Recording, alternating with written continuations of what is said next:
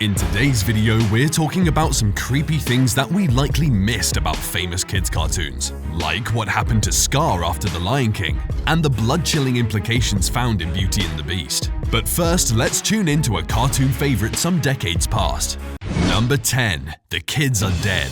For the millennials out there, remember this cartoon? It's a lot of fun seeing what mayhem our three protagonists would come up with next, right? That said, have you ever noticed all the oddities that appear on the screen? Let's begin with the most obvious. It's eternally summer in the world of Ed, Edd and Eddy, especially in the earlier seasons. No way that's possible unless they live somewhere in the tropics where it's only sunny or rainy. But given their appearance, that doesn't seem to be the case, especially when we notice several of the cast's blonde hair. Next, there are no adults in that cul-de-sac, considering it's the only location in the show. What, are the parents always at work or something? Most glaringly, however, is that everyone's tongue color doesn't appear normal.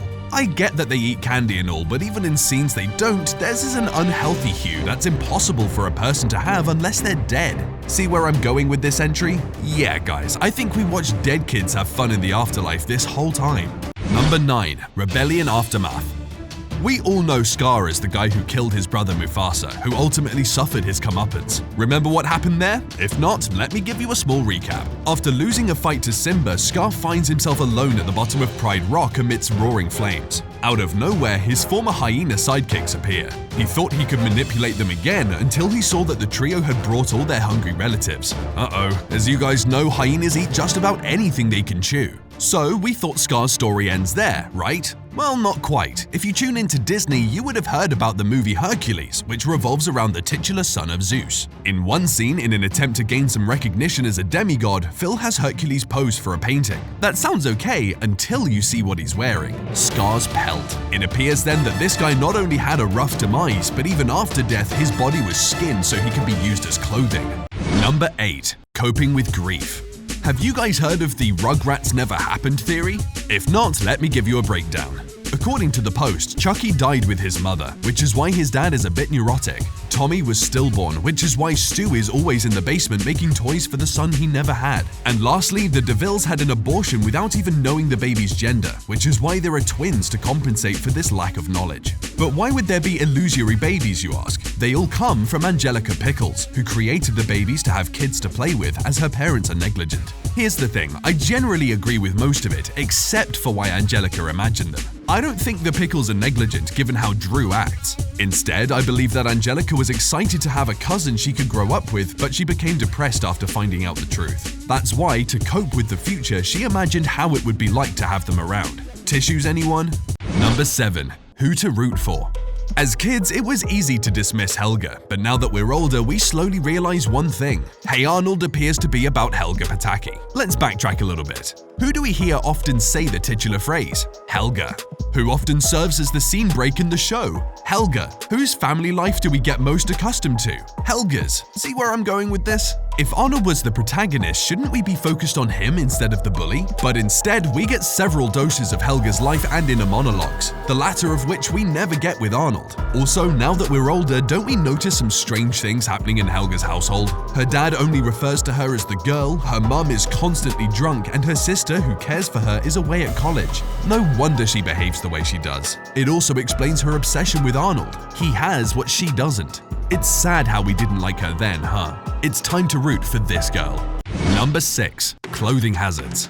Edna Mode is the authority on superhero costumes. How couldn't she be? She's been in the business for longer than Mr. Incredible and Elastigirl have. However, while we were focused on her funny and sassy behavior, we missed the implications of a sorrowful story she shared with Mr. Incredible when he wanted a cape on his supersuit. It's the one about Stratogale. Stratogale was a teenage superhero who was very nice. One day, however, after she saved a commercial jet airliner from crashing, her cape got caught in its engines, leading to her untimely and early death. While it's sad to hear a young person lose her life while helping others, I think none of us thought of the aftermath. What happened to the plane after the event? Even if it shredded Stratogale to pieces, that thruster probably got messed up. I think we all know what that means for everyone on board. Another tumble down to earth, but this time without someone to save them. Yeah, maybe it's a good thing we didn't think about it too much then.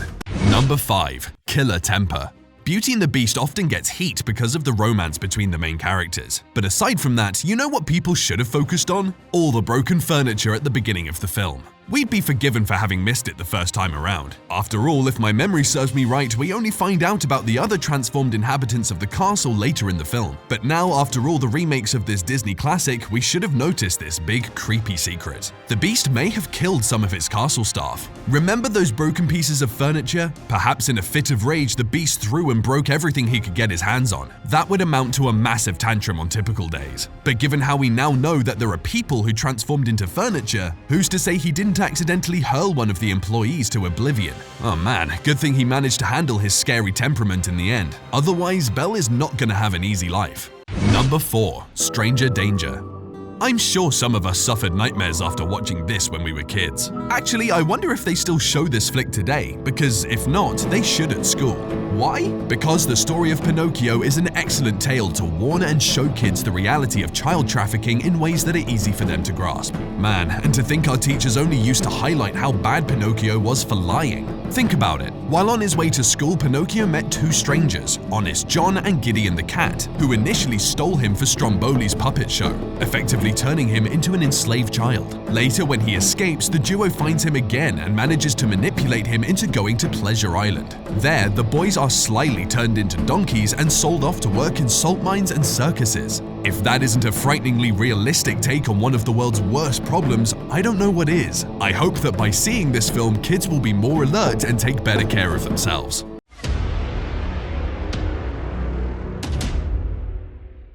Time for today's best pick. Of all animations, which one would you imagine having parallels to one of history's darkest moments? Probably not Toy Story 3, right? But unfortunately, it does. Find out what historical event is being alluded to in this movie next.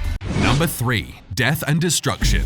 Jordan Hoffman of UGO came up with a pretty grim interpretation of Toy Story 3. How dark is it, you ask? Pretty dark. Oh boy. According to Hoffman, how Andy is about to leave the toys behind for college is like how host nations left behind the Jews as Hitler conquered Europe. He also notes that the meeting Woody holds with his family is akin to the scene at the train station in Roman Polanski's award-winning Holocaust drama The Pianist. Later, when they get brought to Sunnyside, the story equivalent to a concentration camp, the group meets the toy versions of Sonderkommando, those who stay well sheltered while leading others to certain death. And finally, the most obvious reference to the Holocaust, the incinerator, which acts much like the gas chambers then. It's the room where many of them are disposed of. Thankfully, our heroes survive in the end because of the alien toys who helped them. It's similar to how other countries came in and stopped the Reich's time of terror.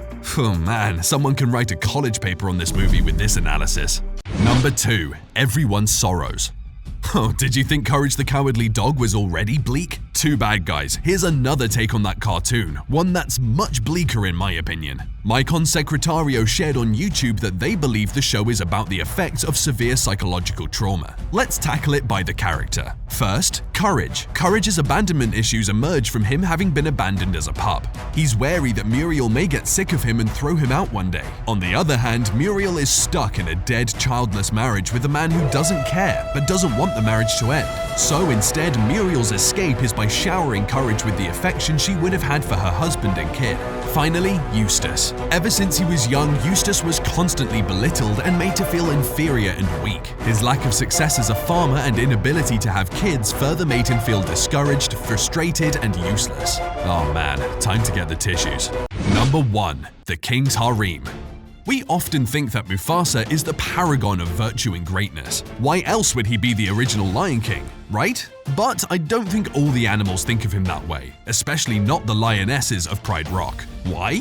Not to burst anyone's bubble, but did any of us see any other lion besides Mufasa living on Pride Rock? The only other lion we have, Scar, lives away from the Pride and is even deemed an enemy. What am I trying to say, you ask? That Mufasa has multiple wives. If we're basing it on reality, every Pride has about 2 to 3 males with about 5 to 10 females, but in the movie we only see Mufasa while there are about 15 lionesses inside the den. Either he's very charming and won all of them over and managed to get them to live peacefully together, or Mufasa did something to the remaining males of the Pride. Uh-oh. Honestly, I hope I'm just overthinking the opening scene, but if I'm right, oof. Sorry, Sarabi, I can't imagine how it must have felt sharing your husband.